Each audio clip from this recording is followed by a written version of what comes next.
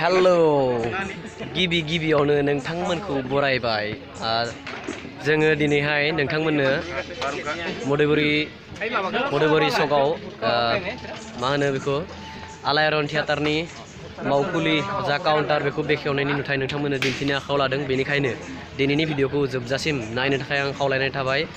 मदुबरीयाव 23, 24, 25 अक्ट'बरावहाय आलायारन जा बर'नि गोदान थियेटार बेखौ हांख्रायनानै लाबोदों। दा बेनिखायनो बेनि माने काउन्टार हिसाबै जों दिनै नोंथांमोना नुनो मोनबाय आरो दसे उनावहाय बेखेवनाय नुथायखौ नोंथांमोना नुगोन। बेनिखायनो भिडिअखौ जोबजासिम नायनो थाखाय खावलायबाय। थियेटार सामलाय आफादनि मानगोनां आफादगिरि आरो दिनैनि जा आलायारन थियेटारनि जा मावखुलि बेखेवनाय बे हाबाफारिखौ जों दायो मावफुंनो सानदों। दा बेनि आगोलावनो जोंनि दिनैनि जा बेखेवगिरि बिथां दादौ मनिराम बर' थियेटार सामलाय आफादनि आफादगिरि बिथांखौ गांसे आर'नाइजों बरायनो थाखाय गुरै खावलायबाय।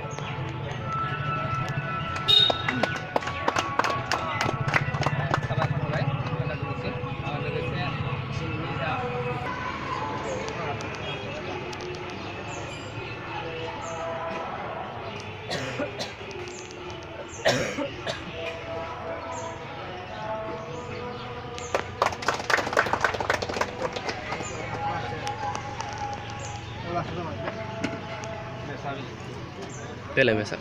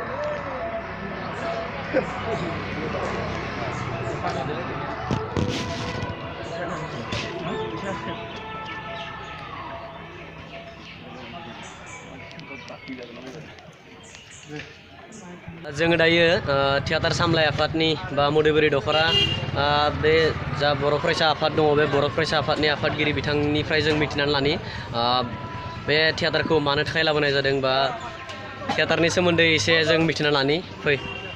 आदसा बे थियेटारखौ नोंथांमोना माब्ला लाबोदों आरो मा खालारै लाबोदों एसे फोरमायना हो जोंनि पाब्लिकनो। खुलुमबाय।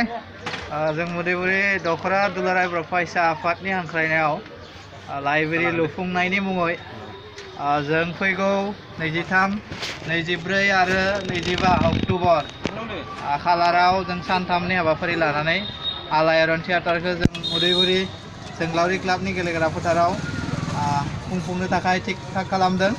आरो बेनिनो दिनै जों मोनसे जि काउन्टार टिकेट काउन्टार बेखौ दिनै जों इन'ग्रेसन खालामबाय आरो जों मिजिं थिदों जोंनि ओनसोलनि गासैबो रायजो राजा नोंथांमोना जानो गोनां जि 23, 24, 25 अक्ट'बराव बे सानथामबो हाबाफारियाव जाहाथे गासैबो रायजो राजाया लोब लोब फैनानै जोंनि जि आलायारन थियेटार बेखौ नायफैनो थाखाय आं मदुबरी दख'रा एबसुनि जानानै खावलायबाय।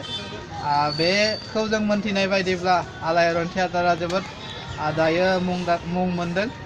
दाब दाब ओनसोलाव दायो बिथांमोना श' खालामबाय थादों आरो गोबां रायजो राजाया बिथांमोनखौ अनसायदों होननानै जोंनिसिम मेसेज फैदों आरो गोबां मोजां जादों होननानै जोंनि गेजेराव खौरां मोनदों। आरो नोंथांमोनाबो मोनथिगोन इउटुबनि गेजेरजों बा दानि ससियेल मिडियानि गेजेरजों बयबो मोनथिगोन। दा बेखायनो गासैबो बर' रायजो राजा नोंथांमोनखौ फैनानै नायफैनो थाखाय जों गुरैयै खावलायनाय थाबाय।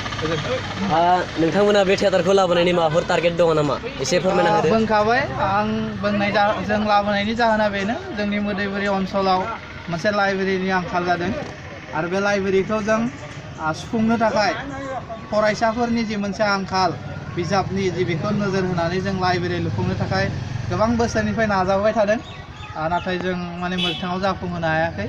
दा बे लेखायैनो देग्लाय बोसोराव जों फिन बे आलायारन थियेटारखौ लाबोदों आरो मिजिंथिदों बे आलायारन थियेटारनि गेजेरजों जिखिनि मुलाम्फा जायो बा जिखिनि जों राहि जागोन बै रांखावरिजों जों लाइब्रेरि लुफुंनो थाखाय नाजागोन आरो ओंखायनो आं गासैबो रायजो राजाखौ खावलायदों जाहाथे जोंनि जे मोनसे महत उद्देश्य लाना लिंनाय बे हाबाफारि बा थियाटाराव बयखौबो बाहागो लाफैनो थाखाय आं खावलायबाय साबायखर थाबाय फोरमायना होनायनि थाखाय नोंथांमोना मिथिबाय थियाटार लाबोनायनि गुबै जाहोना मा आरो नोंथांमोनखौ खावलायदों 23, 24, 25 अक्ट'बराव मधुबुरियाव आलायारन थियाटार नायफैनो थाखाय आंनि इउटुब चेनेलनि गेजेरजों नोंथांमोनखौ गुरै खावलायनाय थाबाय दिनैनि थाखाय बेखिनियानो जासिगोन जे बर' हारिनि जै बाय बाय